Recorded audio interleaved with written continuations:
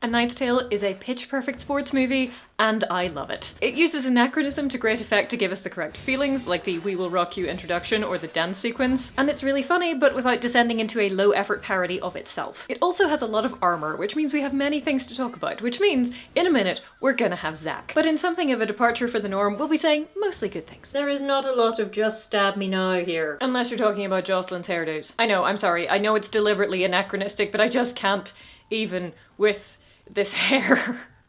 Why? But I love this movie, and I especially love the armour because, like everything else, they use it really effectively as a storytelling device. So spoilers, the plot of A Knight's Tale goeth thusly. This is William Thatcher. When he was a kid, he was apprenticed to a knight. Now he is a grown-up and hungry, and Sir Hector has died with only one lance to go before he wins the tournament. A lance is kind of like a round. He needs 3 points to beat you, so a broken lance won't win it for him. He has to knock you off the horse. So he puts on Sir Hector's armour and wins the tournament. And then having won, he persuades his mates that he should pose as a knight and enter more tournaments, for glory and riches. And after a training montage and a chance encounter with Chaucer, he does. There's also a widowed blacksmith called Kate, who I think invents the Bessemer process several hundred years early. The anachronistically dressed Jocelyn, Will's love interest, a prince in disguise, Geoffrey Chaucer, and the baddie, Adamar. Eventually, I'm sure you will be shocked to know, Will gets found out as a peasant because of Adamar, but then he gets knighted and he gets to compete in the tournament anyway, and he wins, and hooray! All's well that ends well, except for Adamar. So to make the Chaucer thing work, this is probably actually set around 1370-ish,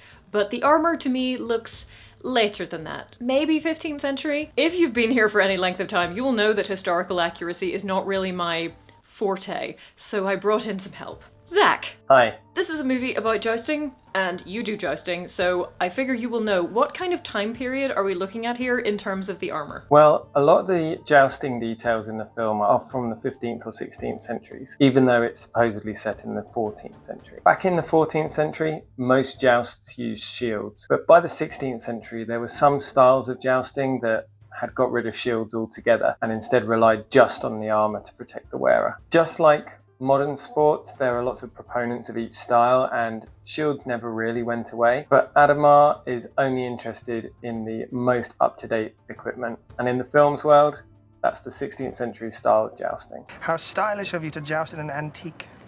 You'll start a new fashion if you win. My grandfather will be able to wear his in public again. Ah, Adamar. What a guy.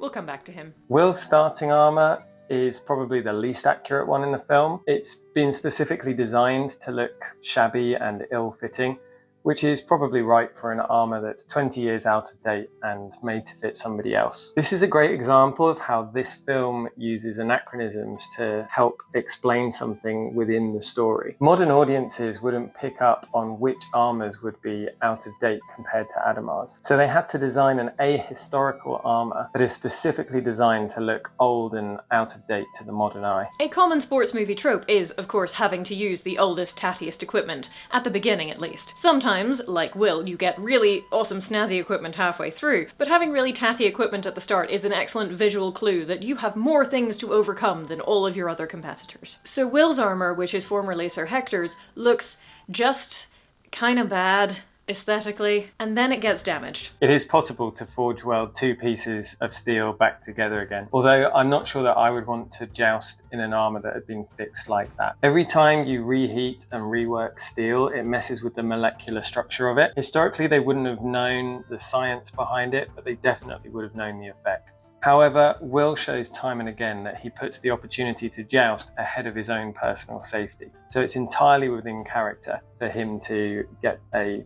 cheap repair like this so that he can carry on jousting. It's not in me to withdraw.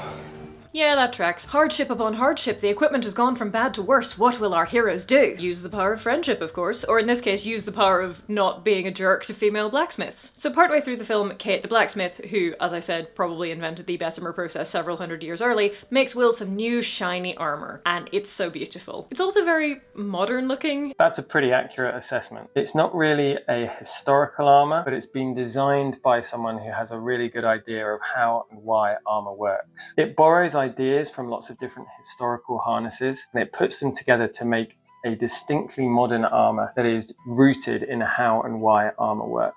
Things such as the stripped out backplate are a really good example of this. This is a 16th century invention that removes as much steel as possible while still protecting the spine if you're dismounted, if you're unhorsed. That reduces the overall weight of the armour in places where it's never going to get hit by a lance. It's clear from details like this that the designer knew about historical armours and has taken parts of it to design this armour, make it as historically accurate as possible, while still making something new for the film. 10 out of 10 Armour Design. I'd wear it. Yeah, it's pretty good. There are still a few problems with it, so I wouldn't personally wear it in a joust. I wonder if the commenters can spot any of the issues. See, this is what I get him in for. I also noted that, aside from the design, the colour of Will's new armour is very iPhone aluminium, rather than the blacking or gilting or just regular iron type colours of all the other kinds of armour. Which of course adds to the effect of modern upstart bravely challenging the status quo. And of course it also helps that he can get on his horse. Was that really a thing? With some armours, yes, although never quite so much that you needed a crane like you see in some films. Field or battle armour is significantly lighter than specific jousting armour. In some situations, the final plates were actually added after the individual had mounted. It wasn't always knights. What Kate has also invented is the 16th century jousting leg protectors that are attached to the horse's saddle. This means that it's much easier for him to mount his horse because his legs are completely unencumbered until after he's mounted. Good job, Kate. Very much ahead of your time, even by the standards of this film. Now, our obvious rival slash baddie is Adamar, who is a jerk. But a very rich one, apparently, because his harness is customizable. Yeah, Adamar seems to be wearing a garniture. Historically, a suit of armour would actually be called a harness because it's equipment, not clothes. A garniture is a 16th century thing where they make a whole modular set of armour that's all decorated in the same way. So you have lots of different options on how you are going to wear your armour each time. The richest patrons even paid extra so that the designs on their armour couldn't be copied. Basically, copywriting their style. I think this is definitely something that Adamar would do. 100% the sort of thing he would do. And he's got black armour, which is both historically accurate and a very easy code for baddie. Yeah, and the look of armour was really important in period as well. Toby Capwell has said a lot about how the image of a knight was massively important as they were commissioning armours. And there was lots of different ways that you could make yourself stand out with the final finish of your armour. Things such as chemical or heat bluing or blacking could get some really cool colours, even purples, to make you really stand out. You could even paint the armour, although this tends to be a lower status thing as far as we're aware. And if you were really rich, then you could use some mercury gilding. That's not particularly good for your armourer's health, and we know several armourers did go blind, probably as a result of the mercury fumes as they made their armour. But that's not a problem for the patrons, I guess. Unfortunately, the extent to which these finishes still exist in museums isn't necessarily representative of how much it was done in period. In the 18th and 19th centuries, a lot of collectors liked to polish any armour pieces they could find to a really bright shine. So we're pretty sure that a lot of the original finishes were polished off. Oof. We do know for sure that these finishes were highly used in tournaments, and some people even had entire sets of armours made so their entire team could match and look fabulous on the tournament field. I absolutely love that. And it's great to see that there are a variety of styles and colours of armour in the film too. Though obviously none of them can be too flashy because you don't want to outshine the main character. They just did a really good job overall on the armour for the jousters and I love it. Now just for fun, the other chaps wearing armour in this movie are the Royal Guard. What are they like in terms of historical accuracy? The Royal Guard's armour is honestly nowhere near Chaucer. It's close to the 16th or 17th century, but as they've moved the entire dateline for the armour of this film towards the 16th century anyway, it does kind of fit with the rest of the armour too. Incidentally, the oldest armour in the film is probably the helm that's being worn by the Black Prince, which seems to be based on an example from around about 1410. If you're going to go anachronistic, you should at least make it serve the story. And they did.